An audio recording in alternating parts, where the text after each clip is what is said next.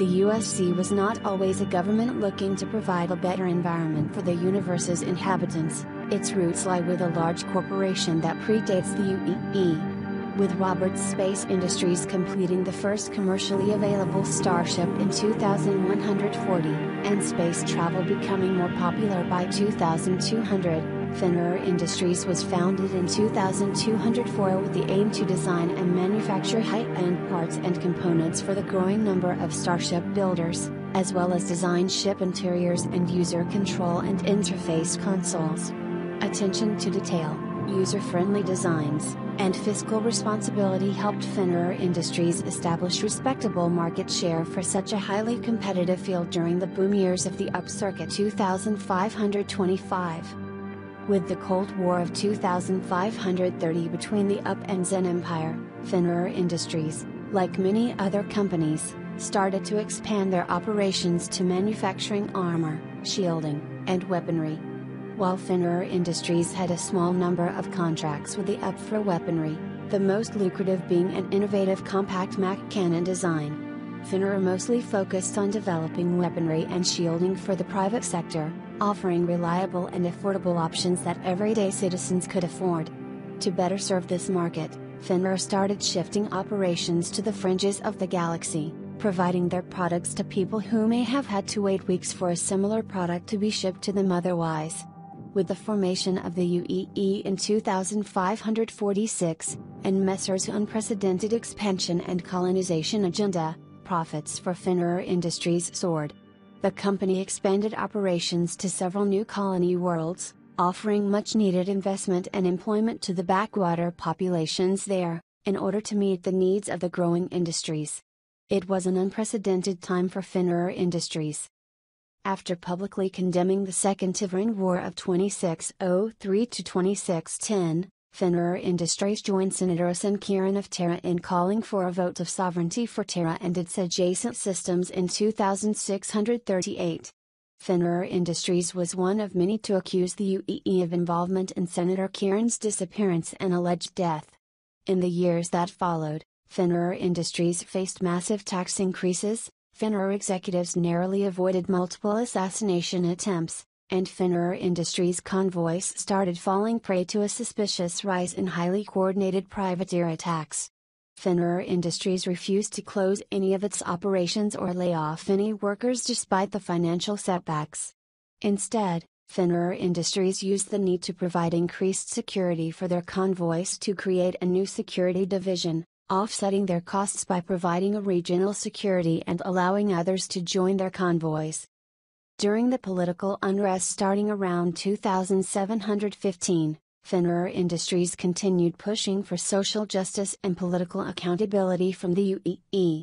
Despite ever-rising UEE sanctions, Finner contributed large amounts of credits to multiple organizations lobbying for government reform on Earth. As the UEE became increasingly authoritarian in preparation for war with the Zen Empire, Finner Industries adopted the slogan "Equality, Prosperity, Freedom" as a symbol of what the company will stand for in the coming years and centuries. The slogan stood as a promise to all Finner employees of what they could expect from the company, and this act of defiance against the UEE war machine was met with praise from the Finner employees. There were some who whispered that Finner Industries might be considering seizing control of the planets their operations were based on. In 2789, Finner Industries applauded Senator Terran Sakari for negotiating a peace treaty with the young Zen Emperor Kray. Finner, among many others, declared Terra the forward-thinking political entity the galaxy needed, and again called for a vote of independence for Terra and surrounding systems. Hit with more politically motivated fines and tax increases, Finner Industries was being pushed to the brink, forsake what the company had stood for over the centuries and stay in business, or risk financial ruin and bankruptcy. The massacre of Garantu in 2792 was the final straw for many people, including Finner Industries. With the backing of its millions of employees, Finner Industries reorganizes into the United Space Confederation, joining the uprising against the UEE. Declaring its independence and seizing the planets from the UEE was not a decision made lightly. The USC had several hard-fought battles with UEE forces who were stationed on the outer fringes of the galaxy. With the uprising on Earth and no reinforcements able to come to their aid, the UEE forces were pushed out of the systems by the ex-Finner employees turned USC citizens. With Aaron Toivorth becoming the new imperator and promises an age of enlightenment and social consciousness, the UEE requests the relatively small area now under USC control to return to the UEE. Despite the promise of more social consciousness, the unwillingness of Earth to do away with the old imperator system, and not wanting to dishonor the sacrifice their citizens made to get to this position, the United Space Confederation respectfully declines the UEE request. Wanting to keep the new promise of a more enlightened and socially conscious government, the UEE decides to not challenge the small government. UEE and USC relations are strenuous but not hostile. Over a century of peace follows, with the United Space Confederation keeping its promise of equality, prosperity, and freedom to its citizens. Relative stability in the UE government means that, despite its flaws, many are content with UE rule. Political activism quiets, and many companies who supported movements and groups such as the USC begin to withdraw extensive financial support. Contracts that guaranteed discounted parts and ships for USC fleets begin to fall by the wayside, as many companies look to increase profits. While Finner Industries had amassed a huge amount of wealth and assets over the centuries of operations, maintaining the economy of 3 planets, under UEE trade sanctions, was expensive. UEE trade sanctions over the USC nearly doubled in 2919. Increased jump point inspections and blockades meant it was harder for supportive companies and local governments to simply ignore the trade restrictions. By 2929, the USC economy is feeling the strain of the increasing trade sanctions. USC High Command cutbacks and sacrifices are made to support the civilian economic structure. Military forces shrink from funding cutbacks and a lack of discounted ships and parts to maintain fleet vessels. In 2935, High Command makes the difficult decision to sell 50% of the capital ships in the Defense Force naval fleets. The funds are used to stimulate the economy, and fewer ships in the fleet mean lower operating costs for the military. Some small economic growth is seen following the credit injections, and many hope this is the turning point for the USC's stagnant economic situation. In September 2939, the Expeditionary Corps and Office of Naval Intelligence file a worrying report to USC High Command.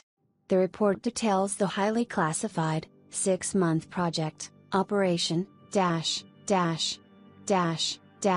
was an extensive research and reconnaissance mission, tracking UEE ship and soldier movements, contractors, shipbuilding and raw materials, and new shipyards.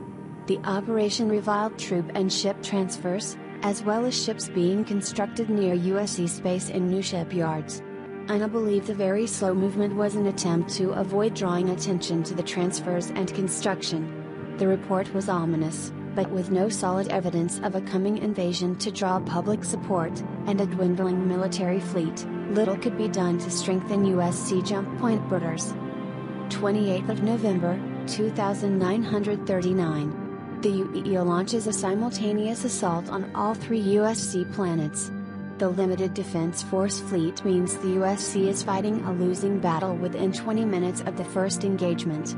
High Command activates the Arbiter Evacuation Contingency, put in place after the report of Operation Grave sacrifices are made by the USC military forces while protecting the escape of USC civilians. Crews on the orbital defense stations operate their MAC cannons until the guns are so destroyed they will no longer fire. ODSTs drop Huntu, and breach UEE cruisers, knowing they will most likely not be making the return journey. Fighter pilots brave a hail of flak, doing their best to keep UEE fighters away from the transport ships. Most of the civilian population is able to escape, thanks to the sacrifices of the brave men and women fighting for the USC. Much of the USCF and USAC fleets are destroyed in the battle. Mid-December on the Earth calendar, Just over 2 weeks after being forced from their system, the USC seeks refuge in the Terra system. The government on Prime, remembering the hundreds of years of support for Terra, offers the USC sanctuary. USC ships are granted diplomatic status. Near completed buildings in a new section of Prime City are earmarked for USC leases, and financial assistance in the form of low-interest loans are offered if needed. The USC, operating primarily from Prime City, Prime, Terra system, and the few remaining capital ships left in the fleet, begins to rebuild and re-establish itself in the galaxy. The USC Recovery Act of 2940 is signed, authorizing increased spending for all branches. A new USC crest is commissioned, reaffirming the values held so close, and adding some after so much hardship. 2944, today, the USC works to ensure the safety of its citizens and provide them with every opportunity that the universe has to offer. While there is much to rebuild after a loss of this magnitude, the USC strives to stay committed to the original pledge formed in 2715, equality, prosperity, freedom. The USC maintains close ties with Terra, its surrounding systems, and many of the corporations based there. As the USC nears its second century in existence, the government is committed to its strong roots and ideals, rebuilding its economy and extensive fleets, and retaking its 3 lost planets.